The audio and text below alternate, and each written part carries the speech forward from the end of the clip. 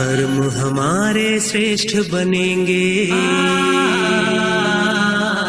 कर्म हमारे श्रेष्ठ बनेंगे जब हम खुद पर गौर करेंगे। कर्म हमारे श्रेष्ठ बनेंगे जब हम खुद पर गौर करेंगे। जैसा कर्म हम करेंगे हमें देख कर और करेंगे। जैसा कर्म हम करेंगे हमें देख कर और करेंगे। कर्म हमारे श्रेष्ठ बनेंगे।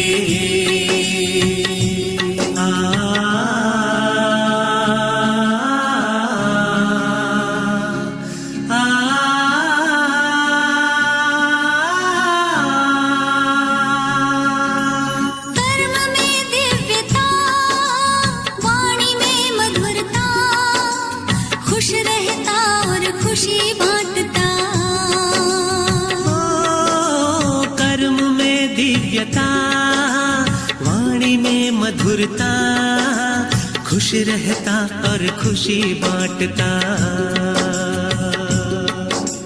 निर्मोही के तौर करेंगे, निर्मोही के तौर करेंगे जब हम खुद पर गौर करेंगे। जैसा कर्म हम करेंगे हमें देख कर और करेंगे। कर्म हमारे श्रेष्ठ बनेंगे।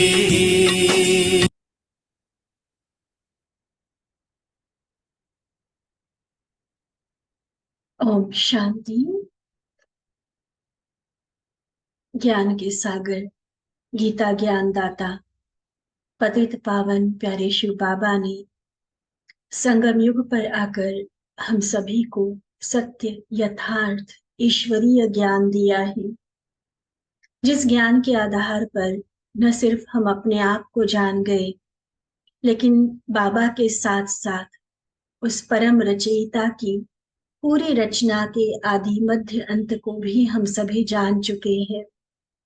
और ऐसे में जब फिर से सृष्टि चक्र की आदि होने जा रही है, फिर से एक नया चक्र प्रारंभ होने जा रहा है, तो उस नए कल्प में, नए युग में, नए संस्कारों के साथ हमें चलना है।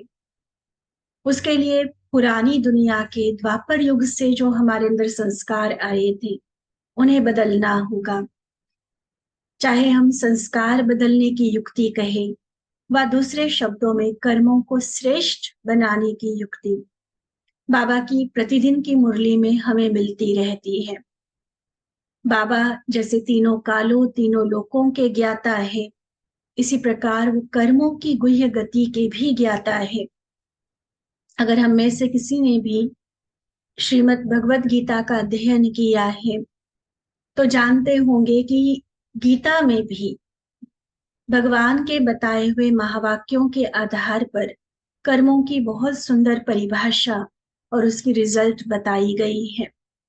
लेकिन क्योंकि वो फिर भी किसी मनुष्य आत्मा की टचिंग के आधार पर लिखी गई है, इसलिए वो उतनी स्पष्ट और इतनी गहरी नहीं है जितना बाबा अभी संगम युग पर हमें अपनी सच्ची गीता अर्थात मुरलियों के आधार पर सुनाते हैं।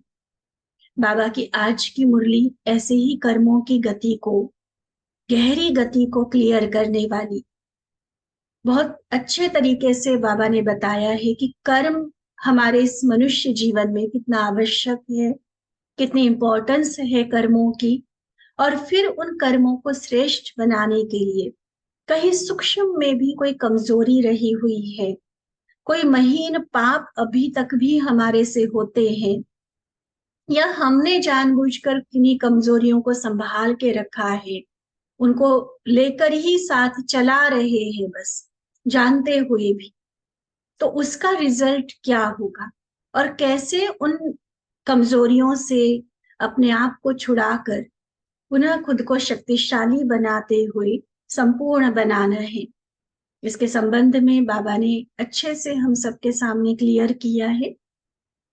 तो चले, बड़ी सीरियस है बाबा की मुरली आज की, गहरी है, लेकिन एकाग्रता के साथ बाबा की शक्ति को, एनर्जी को महसूस करके हम सुनेंगे तो ना तो ये सुनने में कठिन लगेगी और ना ही धारण करने में, आसान होता जाएगा अगर हम बाबा के भाव को कैच करते चलेंगे। 19 मार्च 1982 की बाबा की ये मुरली, जिसका सार है कर्म आत्मा का दर्शन कराने का दर्पण। कर्म आत्मा का दर्शन कराने का दर्पण। कर्मों से पता चलता है कि आत्मा किस क्वालिटी की है, आत्मा की स्टेज क्या है, इसलिए दर्पण कहा आज बाबा ने कर्मों को। तो कर्मों की गुह्य गति को जानने वाले बाप दादा बोले, आज सर्वशक्तिमान बाप अपनी शक्ति सेना को देख हर्षित हो रहे हैं।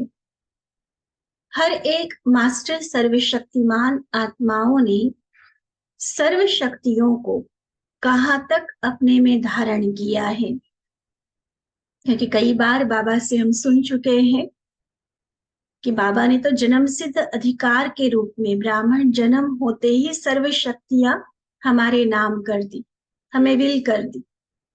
लेकिन प्रैक्टिकल जीवन में हर एक बच्चा उन सर्व शक्तियों को कितना अपने जीवन में धारण करके चल रहा है, बाबा ये देख रहे हैं और बाबा के साथ हम भी अपने आप को देखेंगे। बाबा कहते, विशेष शक्तियों को अच्छी तरह से जानते हो और जानने के आधार पर चित्र बनाते हो। यह चित्र चैतन्य स्वरूप की निशानी है। क्या निशानी होगी? चाहे चित्र कहे या प्रैक्टिकल, अभी प्रैक्टिकल का मतलब चैतन्य, लिविंग, कि अभी जीते जागते स्वरूप में हमें क्या एग्जाम्पल, उसकी क्या निशानी दिखाई देगी कि श्रेष्ठता और महानता जीवन से दिखाई देगी। हर कर्म श्रेष्ठ, हर कर्म महान है। इससे सिद्ध है कि शक्तियों को चरित्र अर्थात कर्म में लाया है। अगर मेरे पास शक्ति है, बहुत सिंपल अच्छे तरीके से बाबा की बात को हम समझते जाएंगे कि अगर मेरे पास शक्ति है तो उस शक्ति के आधार पर मेरा हर कर्म स्वतः श्रेष्ठ होगा, महान होगा। तो ये जो महानता है, कर्मों की श्रेष्ठता है, ये शक्तियों के जीवन में होने की निशान, धारण करने की निशान। बाबा ने तो दी, लेकिन मैंने धारण की, तो नेचुरली मेरा हर कर्म श्रेष्ठ होगा। अगर निर्बल आत्मा है, वह शक्तिशाली आत्मा है। सर्वशक्ति संपन्न है, वह शक्ति स्वरूप संपन्न है। ये सब पहचान कर्म से होती है। पता चलता है कर्म से, निर्बल है, शक्तिशाली है या सर्व शक्तियों से भरपूर है, क्योंकि कर्म द्वारा ही व्यक्ति और परिस्थिति के संबंध व संपर्क में आते हैं। बहुत अच्छे से बाबा ने एक्सप्लेन किया है, एक एक बात को समझते जाएंगे। प्रैक्टिकल आत्मा कर्म करेगी तो पता चलेगा ना कि उसको क्या आता है। मान लो कोई वैसे ही बातें कर रहा है, बड़ी बड़ी गप मार रहा है कि मुझे ये आता है, मुझे वो आता है, और प्रैक्टिकल करेगा तो पता चलेगा ना कि उसको कितना आता है और कितना अच्छे तरीके से आता है, सच में आता भी है या नहीं आता। चाहे वो कोई शक्ति है, चाहे वो वैसे भी कोई काम है या कला है, कर्म द्वारा पता चलता है, पहचान होती है कर्म द्वारा। इसीलिए देखो, नाम ही क्या है? कर्म क्षेत्र, कर्म संबंध, कर्म इंद्रिया, कर्म भोग, कर्म योग। देखो कर्म से रिलेटेड कितनी चीजें बाबा ने बता दी। कर्म क्षेत्र, कर्म संबंध, कर्म इंद्रिया, कर्म भोग, कर्म योग, सारा फोकस कहाँ है? कर्म पर। इस साकार वतन की विशेषता ही कर्म है। जैसे निराकार वतन की विशेषता कर्मों से अतीत अर्थात न्यारे है, वो घर है हमारा और ये ऑफिस है। घर में रेस्ट करना है, इसलिए वहां की विशेषता शांति। न कर्म है न कर्म का ज्ञान है, लेकिन साकार सृष्टि की विशेषता कर्म है। तो साकार वतन अर्थात कर्म, कर्म श्रेष्ठ है तो श्रेष्ठ प्रारब्ध है, कर्म भ्रष्ट है तो दुख की प्रारब्ध है। लेकिन दोनों का आधार सुख मिलना है या दुख, दोनों का आधार कर्म है। तो कर्म आत्मा का दर्शन कराने का दर्पण है। कर्म रूपी दर्पण द्वारा अपने शक्ति स्वरूप को जान सकते हो। दर्पण में देखो कि मेरे कर्म कैसे हैं, तो पता चलेगा कि मेरे अंदर शक्ति कितनी है। अगर कर्म द्वारा कोई भी शक्ति का प्रत्यक्ष रूप दिखाई नहीं देता है, तो कितना भी कोई कहे कि मैं मास्टर सर्वशक्तिवान हूं, लेकिन कर्म क्षेत्र पर रहते कर्म में नहीं दिखाया, तो कोई मानेगा? मानेगा कोई? जैसे एग्जाम्पल देकर बाबा बता रहे हैं, कोई कहे कि मैं बहुत होशियार योद्धा हूं, युद्ध में बहुत होशियार हूं, लेकिन युद्ध के मैदान में दुश्मन के आगे अगर वो युद्ध नहीं कर पाए, हार खा ले, तो कोई मानेगा कि ये होशियार योद्धा है? पढ़ाई की बात ही ले लो, वैसे बच्चा कहता रहे कि मैं तो बहुत होशियार हूं, मुझे सब समझ में आता है, टीचर ने क्या कहा है, मुझे सब याद है, सब लर्न कर लिया है मैंने, और एग्जाम में फेल होकर आ जाए, तो कौन मानेगा कि उसको समझ में आया है सब कुछ? कौन मानेगा कि उसने लर्न किया है सारी चीजें? तो चाहे योद्धा का एग्जाम्पल लो, चाहे स्टूडेंट का एग्जाम्पल लो, या प्रैक्टिकल जीवन में कई होते हैं ऐसे, बड़ी बड़ी बातें करेंगे, हम ये करके दिखाएंगे, हमें ये करना आता है, हमें वो करना आता है, और प्रैक्टिकल में देखो तो उसके 10% भी नहीं कर पाते। तो ये सारे एग्जाम्पल्स के आधार पर बाबा क्या समझा रहे हैं हमें कि अगर अपनी बुद्धि में हम समझते हैं कि मैं शक्ति स्वरूप हूं, जैसे बाबा ने हमें टाइटल दिया है मास्टर सर्वशक्तिमान शिव शक्ति सेना, तो ज्ञान के आधार पर बुद्धि से तो समझते हैं कि मैं शक्ति स्वरूप हूं, लेकिन जब परिस्थिति आती है तो उस समय संपर्क में आने के समय जिस शक्ति की आवश्यकता है, उस शक्ति को कर्म में नहीं लाते हो, तो क्या कोई मानेगा कि ये शक्ति स्वरूप है? वैसे बुद्धि से जानते, वैसे हम कमेंट्री करेंगे, सुनेंगे, योग में कहेंगे कि आज बाबा ने बड़ी ताकत भरी हमारे अंदर, और फिर कोई परिस्थिति आएगी, डर के बैठ जाएंगे, डिप्रेशन में आ जाएंगे, हार खा लेंगे, सहन करने के बदले वहां लड़ाई झगड़ा करना शुरू कर देंगे, या रोना धोना शुरू हो जाएगा, तो कौन मानेगा कि इसके अंदर सहन शक्ति है? कौन कहेगा कि इसके अंदर सामना करने की शक्ति है? कंफ्यूजिंग सिचुएशन है, एकदम मूंझाने वाली परिस्थिति है। मैं वैसे तो कह रही हूं कि बाबा से मुझे सर्व शक्तियों का वरदान मिला है, और उस टाइम मेरे डिसीजंस गलत हो रहे हैं, व्यक्तियों पर हम गलत भरोसा करके, गलत व्यक्तियों पर भरोसा करके धोखा खा रहे हैं, तो कौन मानेगा कि मेरे अंदर परखने की शक्ति है? समझ रहे हैं ना हम सभी बाबा की बात को? कहना एक बात, ज्ञान के आधार पर, थ्योरी के आधार पर हमने समझ लिया कि बाबा ने मुझे ये शक्ति दी है, बाबा ने मुझे ये शक्ति दी है, तो स्वमान के आधार पर सिर्फ रिवाइज करना, तोते की तरह रटना कि मैं सर्वशक्तिमान की संतान, मास्टर सर्वशक्तिमान हूं, मैं शिव शक्ति स्वरूपा हूं, लेकिन प्रैक्टिकल शक्ति काम नहीं कर रही है, जब जिस शक्ति की जरूरत है वहां हम हार खा रहे हैं, वो यूज नहीं कर पा रहे उस शक्ति को, तो दूसरा तो क्या खुद ही नहीं मन मानेगा कि मैं शक्ति स्वरूप हूं। सिर्फ कहने से थोड़ी होगा, अनुभव तो अलग हो रहा है, प्रैक्टिकल रिजल्ट उसके विपरीत आ रही है। सिर्फ बुद्धि तक जानना वो तो हो गया घर बैठे अपने को होशियार समझना, जैसे योद्धा का एग्जाम्पल दिया, घर बैठे बड़ी बड़ी बातें कर रहे हैं, लेकिन प्रैक्टिकल समय पर स्वरूप नहीं दिखाया, समय पर शक्ति को कार्य में नहीं लगाया, समय बीत जाने के बाद सोचा, तो शक्ति स्वरूप कहा जाएगा? बताओ बाबा को क्या समझते हैं?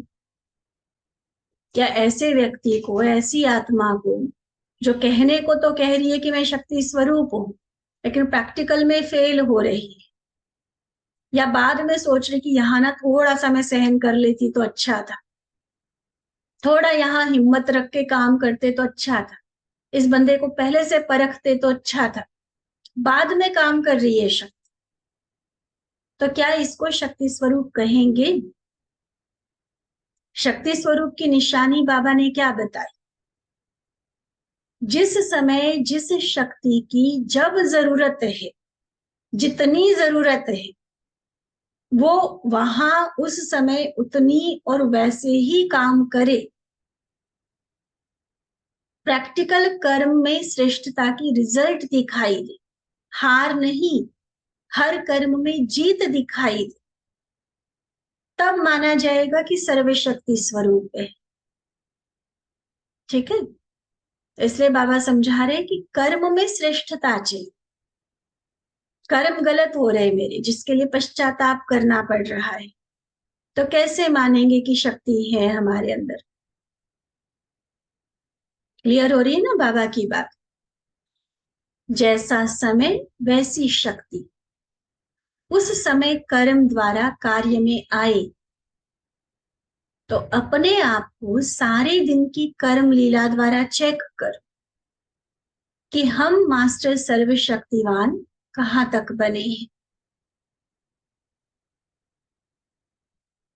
विशेष कौन सी शक्ति समय पर विजयी बनाती है, और विशेष कौन सी शक्ति की कमजोरी बार बार हार खिलाती है।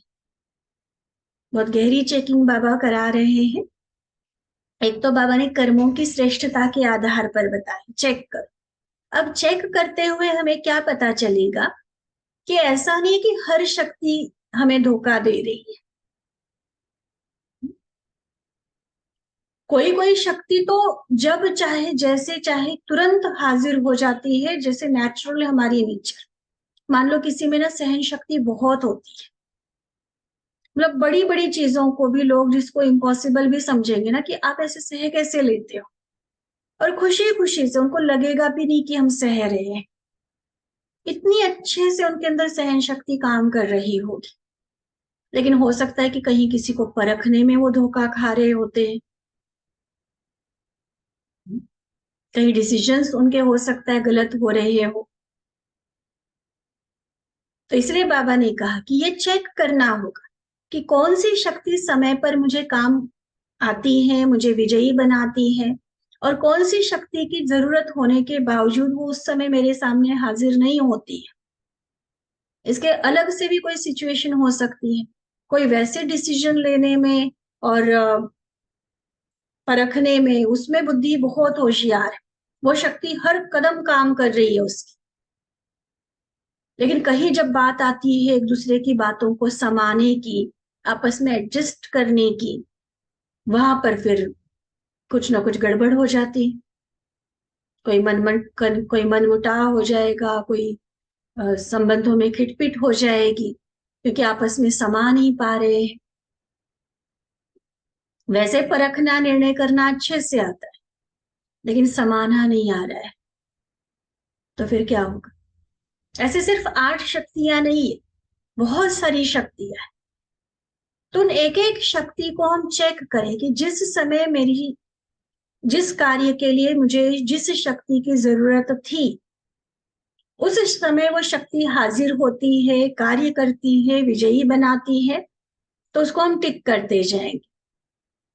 और कोई कोई समय कोई और शक्ति है जिसकी जरूरत थी या रहती है, लेकिन मैं हमेशा फेल हो जाती हूँ, मैं हमेशा हार खा लेता हूँ। तो ऐसी कौन कौन सी शक्तियां हैं वो भी तो देखना पड़ेगा ना। जैसे स्टूडेंट देखते हैं कि हाँ ये इस सब्जेक्ट में मैं मुझे अच्छे से सारा कुछ लर्न हो गया है, ये सब्जेक्ट भी अच्छे से समझ में आ गया है, ये वाला भी आ गया है। हाँ एक सब्जेक्ट है जिसको थोड़ा सा ना और मेहनत करने की जरूरत है, तो फिर वो क्या करेगा, बाकी सब्जेक्ट पर तो ध्यान देगा लेकिन स्पेशल अटेंशन, एक्स्ट्रा टाइम उस सब्जेक्ट के लिए देगा, चाहे अलग से ट्यूशन लगा ले कि ये वाले में मैं कमजोर हूं। तो सेम बात शक्तियों के लिए है कि ये जानना जरूरी है कि कौन सी शक्ति काम करती है और कौन सी अभी तक नहीं कर पा रही है। अब आगे बाबा क्या कहते हैं कि कई बच्चे जानते भी हैं, क्योंकि ऐसा नहीं कि बाबा ने कोई ये चेकिंग पॉइंट पहली बार बताए। तो अपने अनुभव या अपने आत्मनिरीक्षण जब हम करते हैं, अपना चार्ट लिखते हैं, तो हम जानते हैं कि हाँ हम इस चीज में कमजोर हैं। कभी कोई धारणा युक्त संगठन होगा या अपने स्व पुरुषार्थियों का वायुमंडल होता है, तो वर्णन भी करेंगे कि मैं अपने आप को इसमें कमजोर समझती हूँ। लेकिन साधारण रीति में मेजॉरिटी अपनी कमजोरी को दूसरों से छिपाने की कोशिश ज्यादा करते हैं। समय पर कोई सुनाते भी है, फिर भी उस कमजोरी के बीज को कम जानते हैं। मान लो प्रैक्टिकली ऐसा होता है कि मेरे से कोई गलत शब्द निकल जाता है, मैं किसी को हर्ट कर देती हूँ, कहीं मेरा डिसीजन गलत हो जाता है, हम समझते हैं और कहीं कहीं साधारण रीति से वर्णन भी करेंगे। लेकिन उसका कारण क्या है, बीज का मतलब भाव क्या है बाबा का, कि वो कमजोरी क्यों प्रकट हो रही है, वो शक्ति काम क्यों नहीं कर रही है, उसका बीज क्या है, उस बीज को नहीं परख पाते हैं।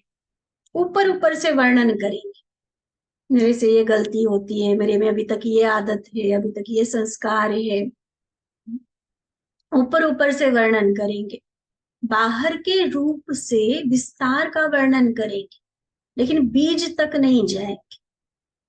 और इसलिए फिर रिजल्ट क्या होती है, उस कमजोरी के ऊपर की शाखाएं तो काट देते हैं। ऊपर ऊपर से वर्णन किया है ना, तो ऊपर ऊपर की शाखाएं तो काट देते कि नहीं ये गलत है, इसको कंट्रोल करना है, इसको खत्म करना है। ऊपर ऊपर से तो उसको थोड़ा सा खत्म कर भी देते हैं, लेकिन थोड़ा समय तो समाप्त वो अनुभव हो जाती है। लेकिन क्योंकि बीज समाप्त नहीं किया है, तो बीज होने के कारण कुछ समय के बाद जैसे ही परिस्थितियों का पानी मिल जाता है, फिर ही उसी कमजोरी की शाखा निकल आती है।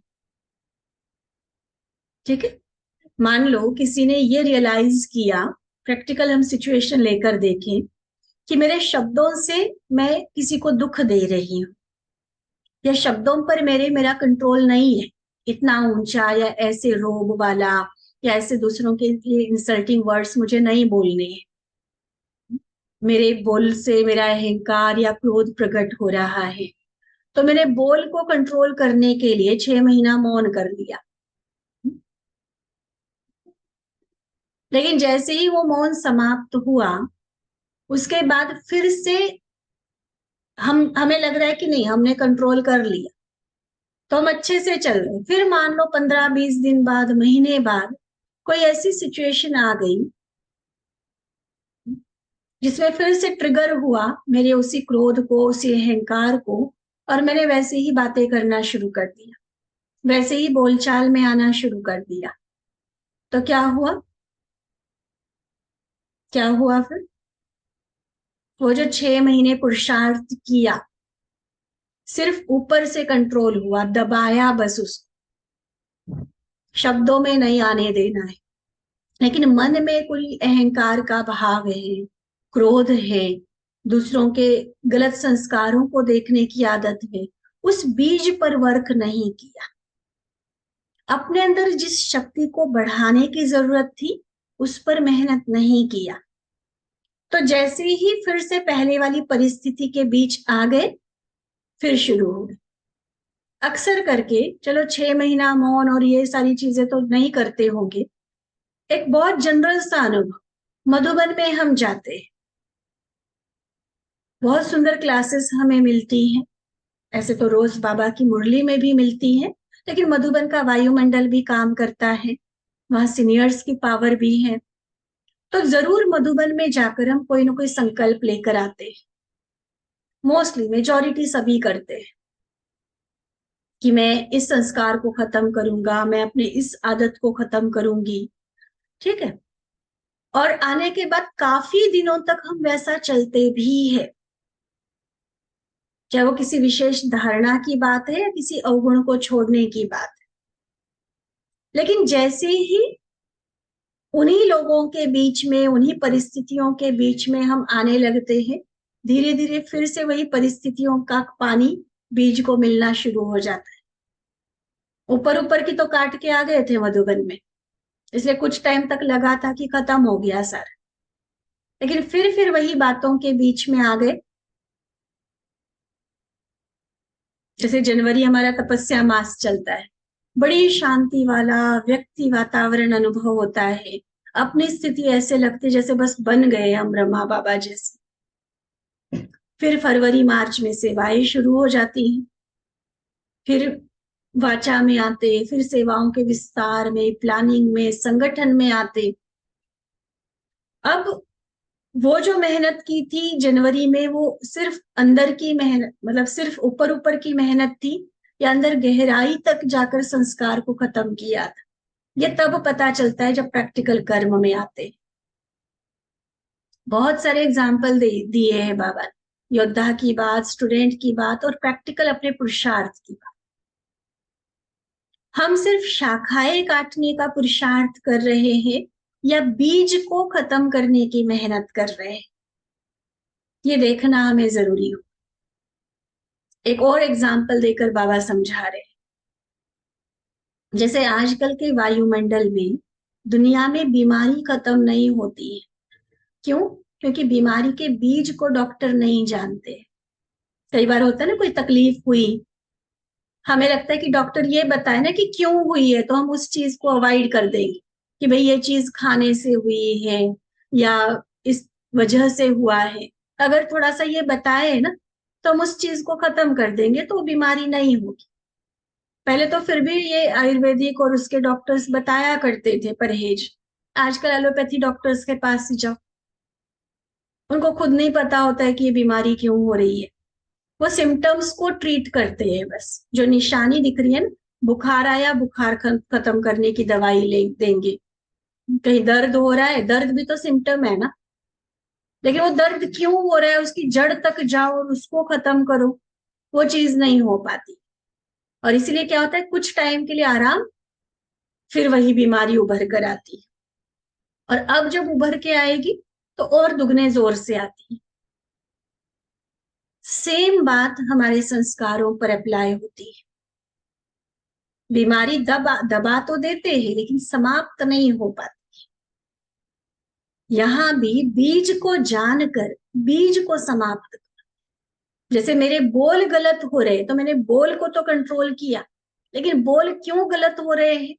अंदर जो गुस्सा भरा हुआ है, गुस्सा भी क्यों है? किसी के अवगुण देखने की आदत है, उस बीज को मैंने खत्म नहीं किया और सिर्फ शब्दों को हम कंट्रोल कर रहे हैं। नहीं, नहीं होगा।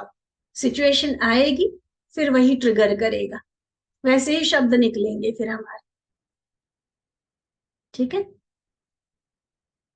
डिसीजंस गलत होते हैं, मान लो तो हम बाहर की पढ़ाइयां कर रहे हैं कि हाँ मेरा ज्ञान बढ़ जाए तो मेरे डिसीजन सही हो जाएंगे, लेकिन डिसीजंस गलत क्यों हो रहे हैं? और वहां भी देखने की जरूरत होती है कि कहीं ना कहीं आंतरिक आकर्षण होती है, चाहे किसी व्यक्ति के प्रति या उस चीज के प्रति, किसी न किसी के प्रभाव में हम होते, तब डिसीजंस गलत होते।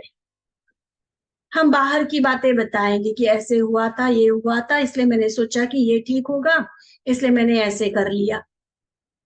बाहर की बातें हम बताएंगे, रीजंस बाहर के ढूंढेंगे, किसी और को ब्लेम करना चाहेंगे। लेकिन सोचने की बात होती कि जरूर मेरी बुद्धि का झुकाव कहीं ना कहीं और गया। वो जो तराजू का कांटा है ना, वो बैलेंस में नहीं रहा, कहीं एक तरफ झुकाव हुआ है। या तो मोह की रग होगी, या कहीं ना कहीं लोभ लालच, कहीं ना कहीं आसक्ति का भाव होगा। डिसीजंस तभी गलत होते हैं, नहीं तो डिसीजंस गलत नहीं हो सकते। फिर हम कहेंगे पता नहीं निर्णय शक्ति मेरी काम नहीं करती है, पता नहीं चॉइस हमेशा गलत ही क्यों होती है मेरी, क्यों गलत हो रही है। बीज को कहाँ ढूंढा, ना जाना, ना उसको खत्म करने की कोशिश की। इसलिए अगर सही मायने में कहे ना, बाबा का ये ज्ञान जितना सरल है ना उतना ही पेचीदा है। जितना आसान है स्वर्ग में जाना, उतना ही मुश्किल है लक्ष्मी नारायण पद पाना। समझ रहे हैं ना। और आज वो लक्ष्मी नारायण के पद वाली मुरली है बाबा की। अगर इतनी गहराई का महीन पुरुषार्थ हमारा हो कि हम बीज को जाकर समाप्त करें, वो होगा असली पुरुषार्थ, सतो प्रधान पुरुषार्थ। तो बाबा क्या समझा रहे हैं कि बीज को जानते नहीं है, बीज को खत्म करने की मेहनत नहीं करते। अब दूसरा क्या होता है कि कई बीज को जानते भी है, पता भी चलता है, पता भी चलता है कि इस कारण से मेरी ये कमजोरी है। अंदर का सूक्ष्म जो उसके पीछे विकार या कमजोरी है उसको पता है, लेकिन जानते हुए भी अलबेलेपन में कहेंगे कि हो जाएगा, एक बार से थोड़ी खत्म होगा, समय तो लगता ही है। ऐसे थोड़ा ज्यादा समझदारी कर लेते हैं। जिस समय पावरफुल बनना चाहिए उस समय नॉलेजफुल बन जाते हैं। लेकिन नॉलेज की शक्ति है, उस नॉलेज को शक्ति रूप में यूज नहीं करते। नॉलेज को यूज कर लेते, शक्ति को नहीं करते यूज। मतलब बाबा की बताई हुई बातों को ही उठाकर अपनी कमजोरी को ढकने की या उसको जस्टिफाई करने की कोशिश करेंगे, अपने गलत को भी सही साबित करने की कोशिश करें।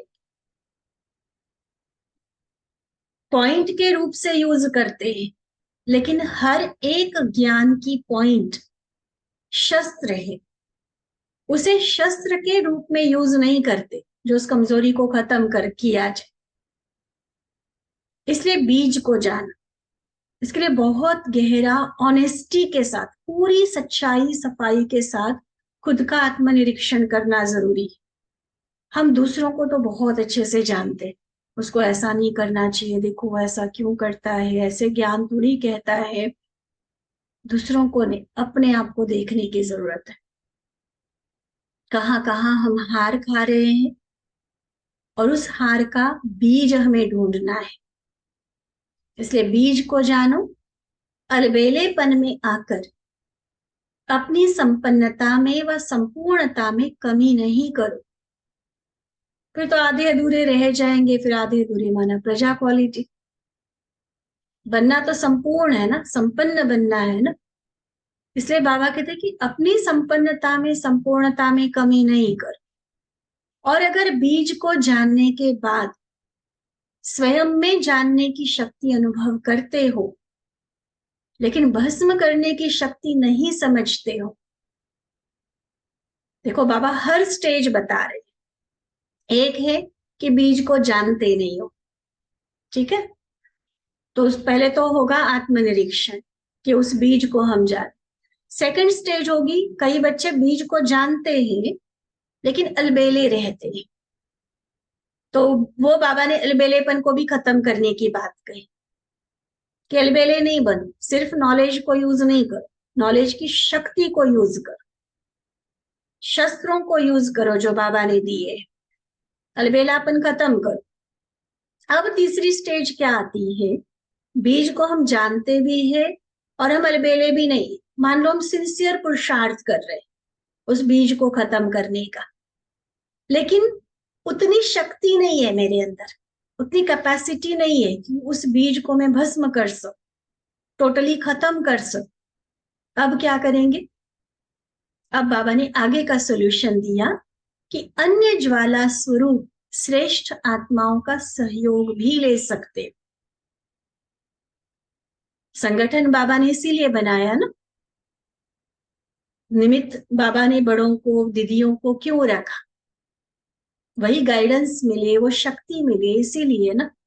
तो बाबा कहते सहयोग लो, क्योंकि कमजोर आत्मा होने के कारण डायरेक्ट बाप द्वारा वह कनेक्शन और करेक्शन नहीं कर पाते।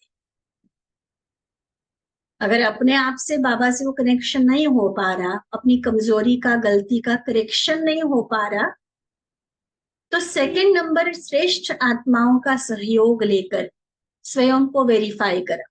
सबसे फर्स्ट है बाबा, सर्वोच्च शक्ति सर्वोपरि बाबा है। डायरेक्ट बाबा से सहयोग ले सकते हो, योग की ज्वाला से स्वयं उस बीज को खत्म कर सकते हो, बेस्ट। लेकिन मान लो कई बार परिस्थिति ऐसी होती है, मन बुद्धि इतनी कमजोर हो जाती है कि हम बाबा से डायरेक्ट कनेक्ट नहीं कर पाते खुद को। प्रैक्टिकल अनुभव होगा हम सभी को इस बात का। दूसरों पर सेम परिस्थिति होती है, उसको गाइड करने में हम फिर भी होशियार होते हैं, लेकिन खुद पर जब आती है ना, तब बुद्धि काम नहीं करती है। बाबा भी अच्छा नहीं लगता, कई बार हालत ये हो जाती। चलो अच्छा नहीं लगना है तो थोड़ी सी एक्सट्रीम चीज है, लेकिन जिस तरह से एकाग्र होकर बुद्धि जुड़नी चाहिए बाबा के साथ, नहीं जुड़ पाती। इतनी हलचल में आ चुकी होती है, इतनी डिस्टर्ब हो चुकी होती है बुद्धि कि बाबा से डायरेक्ट कनेक्शन नहीं जोड़ पाते। तो बाबा के नेक्स्ट फिर कौन है? ऐसी श्रेष्ठ सहयोगी आत्मा है। तो उनका सहयोग, खुद से खुद को चेक नहीं कर पा रहे हो, करेक्ट नहीं कर पा रहे हो, उनसे वेरीफाई कर। वेरीफाई होने से सहज प्यूरिफाई हो जाएंगे। देखो बाबा की शब्दावली, कितनी सुंदर डिक्शनरी है बाबा की।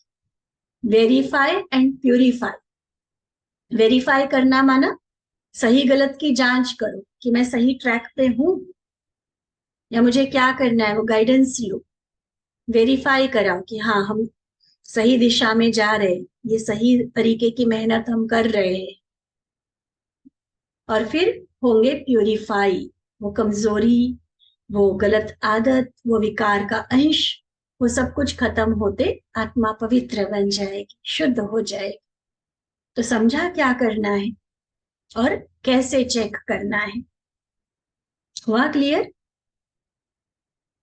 एक तो छिपाओ नहीं, और दूसरा जानते हुए टाल नहीं दो, चला नहीं दो, क्योंकि चलाते हो तो चिल्लाना भी पड़ता है। तो आज बाप दादा शक्ति सेना की शक्ति को देख रहे थे। अभी प्राप्त की हुई शक्तियों को कर्म में लाओ, क्योंकि विश्व की सर्व आत्माओं के आगे कर्म ही आपकी पहचान कराएंगे। पूरी मुरली बाबा की कर्म के टॉपिक पर है, और कर्म का आधार है हमारे अंदर की प्रैक्टिकल रूप में जिनको धारण किया वो शक्ति। तो कर्म में प्रैक्टिकल दिखेगा कि मेरे अंदर कमजोरी है, विकार का अंश है, सद्गुण है, शक्ति है, जो भी होगा आत्मा प्रैक्टिकल कर्म में दिखाई देगा। इसमें कहने की जरूरत नहीं होती है। जैसे रहीम जी का दोहा है ना, बड़े बड़ाई न करे, बड़े न बोले बोल, रहीमन हीरा कब कहे, लाख टका मेरा मोल। हीरा बनोगे तो कहना नहीं पड़ेगा कि मैं हीरा हूं, लेकिन अगर हीरा नहीं हो, फेक हो, नकली हो, आर्टिफिशियल हो, तो कहने के बाद भी कोई नहीं मानेगा, क्योंकि प्रैक्टिकल कर्म बताए ये असली है या नकली है, ये श्रेष्ठ है, साधारण है, या और साधारण से भी बदतर है। सतो प्रधान, रजो, तमो, जो भी हमारी स्टेज हो, आत्मा की आंतरिक अवस्था, भले आत्मा नहीं दिखती है, लेकिन अवस्था, आत्मा की स्टेज, आत्मा की शक्तियां, आत्मा के गुण, हर चीज कर्म से स्पष्ट दिखाई देती है। तो कर्म ही आपकी पहचान कराएगी, कर्म से वह सहज जान लेगी, क्योंकि कर्म सबसे स्थूल चीज है ना, संकल्प सूक्ष्म शक्ति। तो आजकल की आत्माएं स्थूल मोटे रूप को तो जल्दी जान सकती है। प्रत्यक्षता का मतलब ही क्या है? मन में हम सोचे कि हम बहुत महान हैं, इसको प्रत्यक्षता नहीं कही, प्रैक्टिकल मेरे कर्म से दिखे। लोगों को तो कर्म दिखते हैं ना, तो कर्म को वो जान जाएंगे कि हाँ, सच में ये श्रेष्ठ आत्मा है, हमारी आराध्य है, हमारी इष्ट है, ये है भगवान की मैसेंजर, ये है भगवान की असली सपूत, आज्ञाकारी बच्चा। प्रैक्टिकल कर्म से दिखाई देगा ना। वैसे सूक्ष्म शक्ति स्थूल शक्ति से बहुत श्रेष्ठ है, लेकिन लोगों के लिए सूक्ष्म शक्ति के वाइब्रेशन कैच करना अभी मुश्किल है। वो भी साधन बना रहे साइंस, लेकिन फिर भी एक जनरल बात की जाए तो कर्म शक्ति जो मोटे रूप की शक्ति है, तो कर्म शक्ति द्वारा आपकी संकल्प शक्ति को भी जानते जाए। मनसा सेवा कर्मणा से श्रेष्ठ है। वृत्ति द्वारा वृत्तियों को, वायुमंडल को परिवर्तन करना, ये सेवा भी अति श्रेष्ठ है। कर्म के ऊपर बाबा ने आज समझाया, तो इसका मतलब ये नहीं कि हम सिर्फ कर्म अच्छे ऊपर ऊपर के कर रहे हैं और अंदर पता नहीं क्या क्या गड़बड़ चल रही है, नहीं। इसलिए मनसा वृत्ति पर भी बाबा ने फिर अटेंशन दिलाया। कर्म से तो लोगों को पहचान मिलेगी, लेकिन ये जो आंतरिक सेवा है, मनसा सेवा, वृत्ति द्वारा वायुमंडल बदलने की सेवा, इसकी भी इंपॉर्टेंस कम नहीं है। लेकिन फिर भी सहज है कर्म, प्रत्यक्षता तो कर्मों से होगी, उसकी परिभाषा पहले भी सुनाई है। लेकिन आज इस बात को स्पष्ट कर रहे हैं कि कर्म द्वारा शक्ति स्वरूप का दर्शन अथवा साक्षात्कार कराओ, तो कर्म द्वारा संकल्प शक्ति तक पहुंचना सहज हो जाएगा। नहीं तो कमजोर कर्म सूक्ष्म शक्ति बुद्धि को भी, संकल्प को भी नीचे ले आएंगे। जैसे धरनी की आकर्षण चीज को, ग्रेविटी जो होती है, धरनी की आकर्षण चीज को ऊपर से नीचे ले आती है। तो कहीं ऐसा ना हो जाए कि मेरे कर्मों पर अटेंशन ना होने की वजह से मन बुद्धि की स्थिति भी खराब होती चली जाए। इसलिए ओवरऑल संपूर्ण रीति से मनसा वाचा कर्मणा हर तरह का अटेंशन, और उसमें भी आज बाबा ने पूरा फोकस मुरली में किया कर्मणा के ऊपर। ठीक है, अच्छा, फिर पार्टियों के साथ बाबा की मुलाकात है। पहले ग्रुप के साथ मुलाकात का सार, माया के मेहमान नवाजी की रिजल्ट उदासी।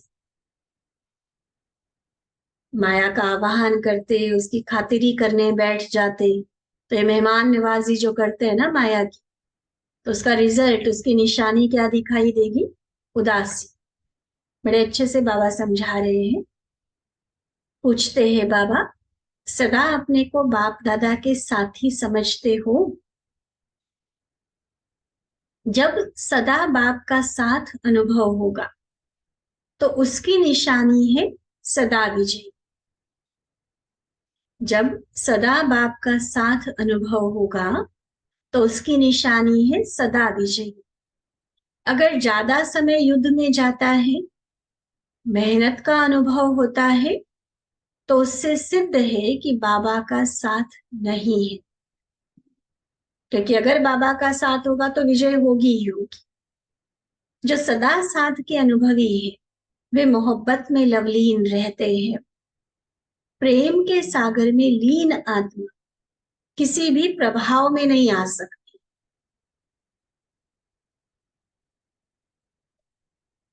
प्रेम के सागर में लीन आत्मा किसी भी प्रभाव में नहीं आ सकती। देखो बाबा समझा रहे माया का आना बड़ी बात नहीं है, वो तो अंत तक आएगी, दांव तो लगाती रहेगी ना अंत तक। इससे माया का आना बड़ी बात नहीं है, कोई प्रॉब्लम ना आए लाइफ में, ऐसा हो नहीं सकता ना। वो तो होता रहेगा कुछ ना कुछ, चाहे तन में हो, मन में हो, संबंधियों में हो, कारोबार में, कुछ ना कुछ हलचल होगी। तो माया का आना बड़ी बात नहीं है, लेकिन वो अपना रूप ना दिखाए, मतलब हम पर प्रभाव ना डाले। अगर माया की मेहमान नवाजी करते हो तो चलते चलते उदासी का अनुभव होता है। एक होता है कि प्रॉब्लम आई, ठीक है, बाबा ने हल बताया हुआ है, हर चीज का सॉल्यूशन और शक्ति बाबा ने दी हुई है, यूज करो और खत्म करो। लेकिन अगर माया आई और उसका प्रभाव मेरे मन पर, इसका मतलब उसको बिठा लिया हमने घर में, उस बात का, उस प्रॉब्लम का, उस परिस्थिति का असर मेरे मन पर आ गया, तो उस असर, इसी को बाबा ने कहा माया की मेहमान नवाजी। तो असर आया तो उदासी जरूर होगी। ऐसे अनुभव करेंगे जैसे न आगे बढ़ रहे हैं न पीछे हट रहे हैं, पीछे भी नहीं हट सकते, आगे भी नहीं बढ़ सकते हैं। ये माया का प्रभाव है, रोक देती है माया। माया की आकर्षण उड़ने नहीं देती है। पीछे हटने का तो सवाल ही नहीं, चलो इतने निश्चय बुद्धि होते हैं, इतने सारे जीवन के अनुभव होते हैं, पीछे हटने का, बाबा को छोड़ने का तो मतलब ही नहीं है।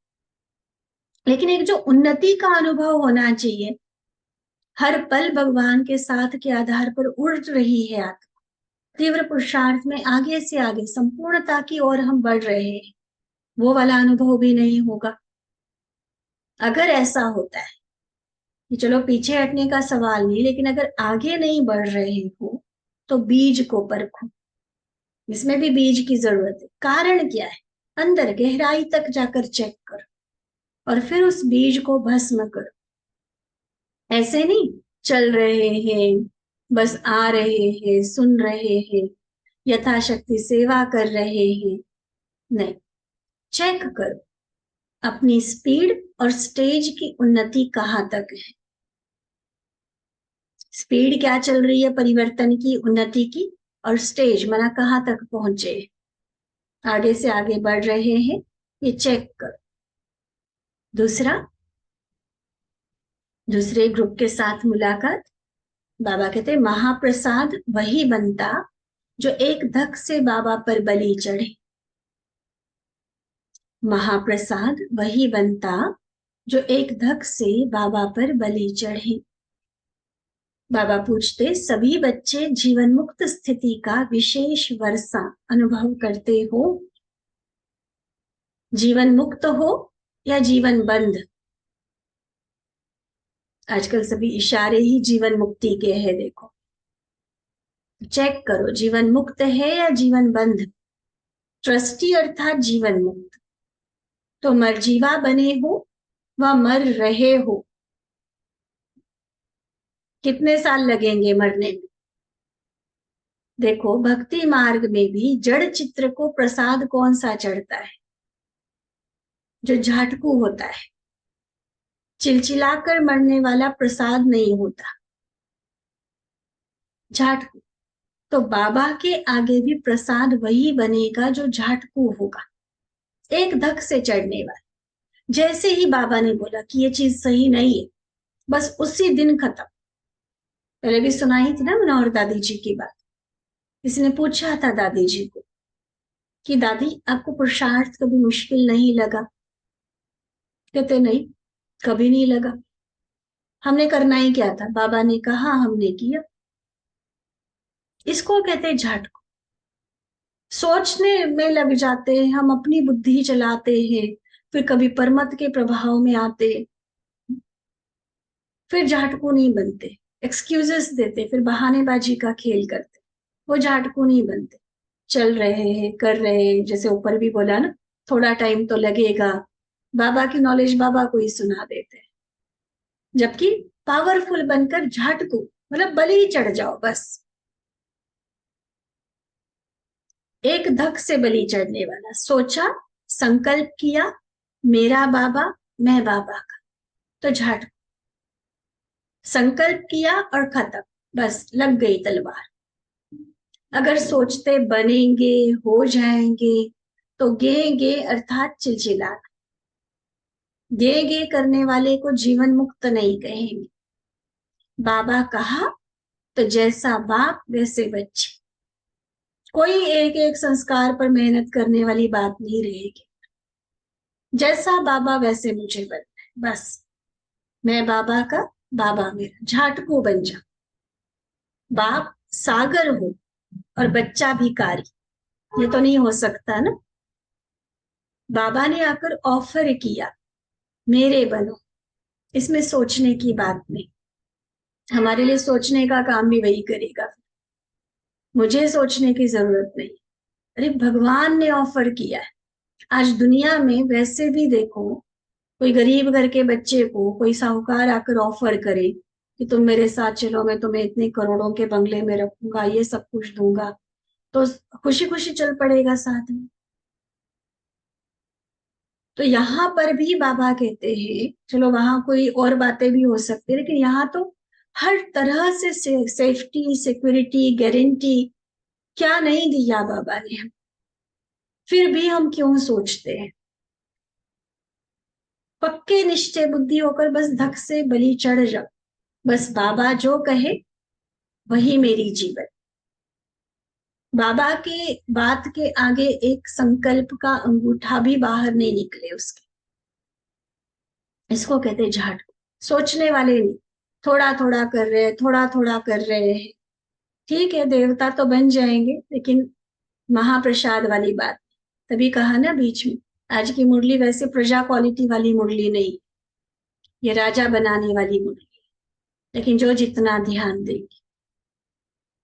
अच्छा, ऐसे हर शक्ति को कर्म द्वारा प्रत्यक्ष दिखाने वाले, अपने शक्ति स्वरूप द्वारा सर्वशक्तिमान बाबा को प्रत्यक्ष करने वाले, सदा परखने और परिवर्तन शक्ति स्वरूप, सदा चरित्र द्वारा विचित्र बाबा का साक्षात्कार कराने वाले, ऐसे मास्टर सर्वशक्तिमान श्रेष्ठ कर्म करता शक्ति स्वरूप आत्माओं को बाप दादा का याद प्यार और नमस्ते।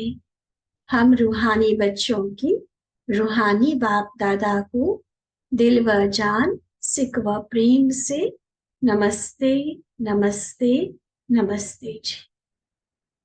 अच्छा, ओम शांति।